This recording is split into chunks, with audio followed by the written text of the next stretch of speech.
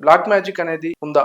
ఉందండి. యూనివర్సల్ ఈ అనంతమైన విషయంలో బ్లాక్ మ్యాజిక్ అనేది 100%. మీరు దైవాన్ని నమ్ముతారా?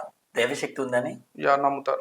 ఆత్మ ఉందని నమ్ముతారా? నమ్ముతాను. ఆత్మ ఉందని నమ్మినప్పుడు, దైవశక్తి ఉందని నమ్మినప్పుడు బ్లాక్ మ్యాజిక్ అనేది కూడా 100% ఉందండి. అంటే ఎలా దాన్ని ప్రూవ్ చేస్తారు? అదొక మూఢనమ్మకం అని నేను అంటా. ఇప్పుడున్న ఈ ఆధునిక సమాజంలో బ్లాక్ మ్యాజిక్ అంటే మూఢనమ్మకంగానే మిగిలిపోయిందండి. ఎందుకంటే అది లీగల్ గా చెప్పరానిది, అందుకే బ్లాక్ మ్యాజిక్. కానీ అది మన పురాణాలను ఉన్నది.